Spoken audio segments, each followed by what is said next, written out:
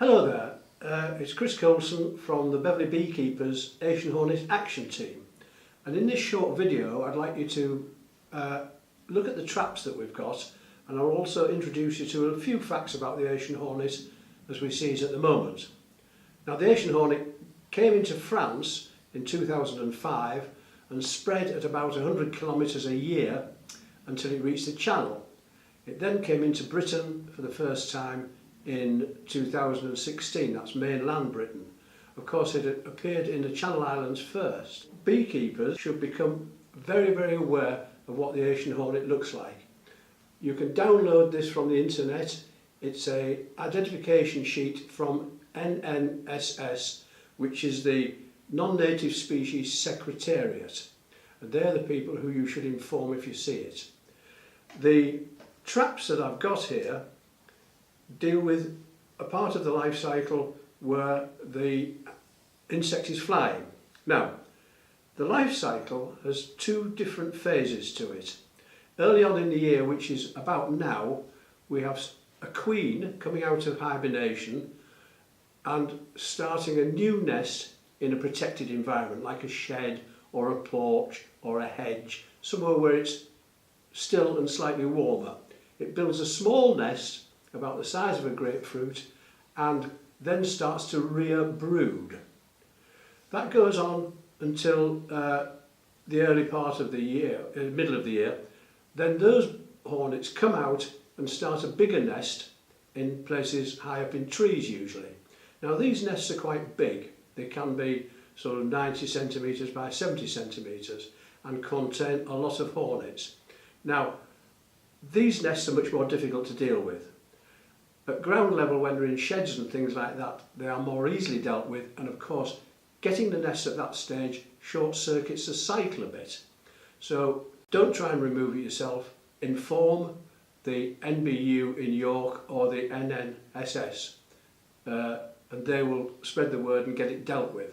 But hornets are not, when you're moving the nest, they are not particularly quiet creatures, and their sting is quite big and harmful.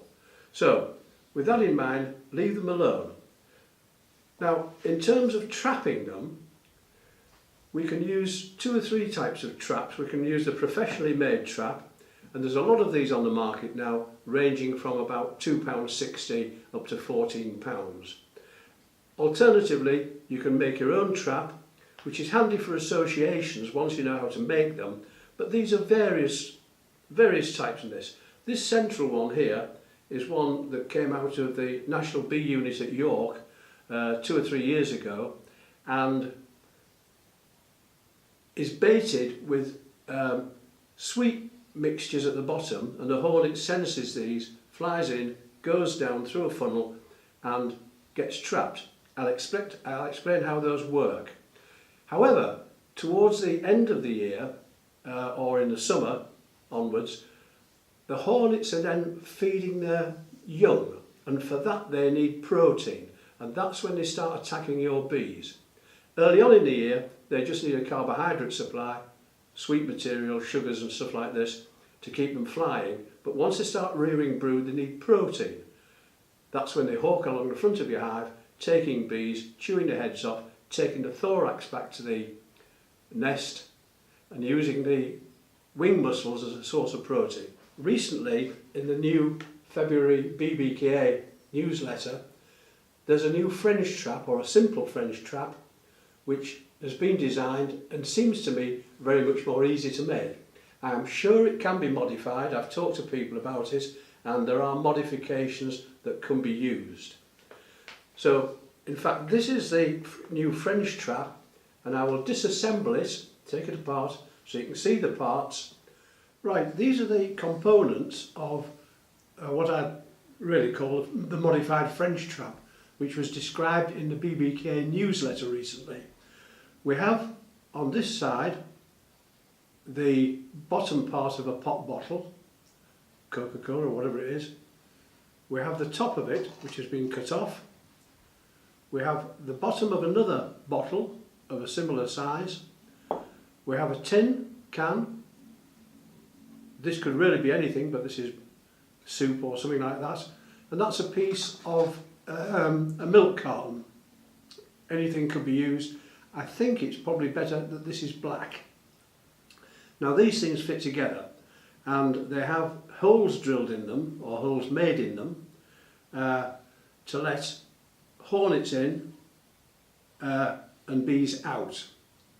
For instance, this part is put onto the assembly that way up, so hornets can go in through there and into the main chamber, which is this part, and it has holes in here. Now these holes are about 5.5 millimeters, big enough to let bees out, honeybees out, but hornets can't get through the holes. So once the hornets are in this main chamber, they are unable to escape out of this area. They won't go through there again. It's rather like a clearing board, but the bees can come out through there. Now what the French say is that they prefer the holes in the top. They found the holes in the top better because the vapour of the bait chamber comes out and up into the roof of this thing, so the hornets can smell it better. In the bottom of this are lots of holes, very small holes, drilled to let the vapour rise up through this chamber, through this, and spread out at the top of the whole trap.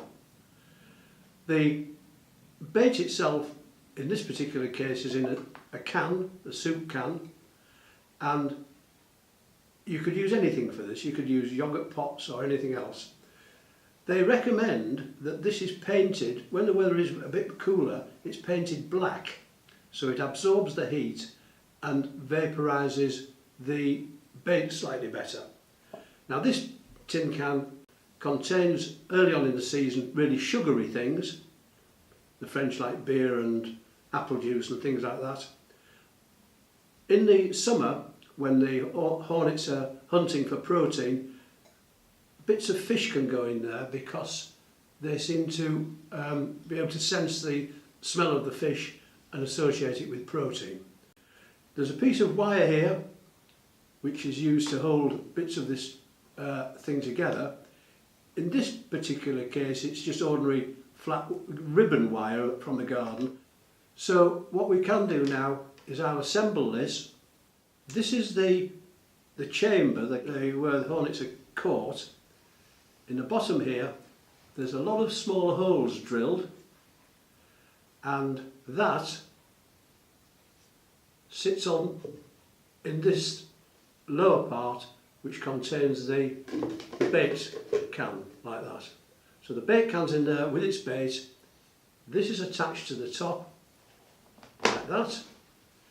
If in fact you think that there's any gaps here, you can always put tape around. This funnel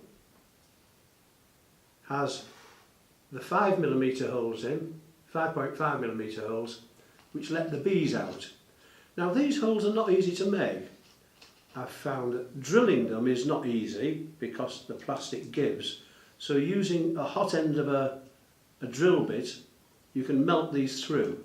And with a bit of skill, you can get the drill bit of the right size, so when it's heated up and pierces it, you get about 5.5mm. And that goes on top like that.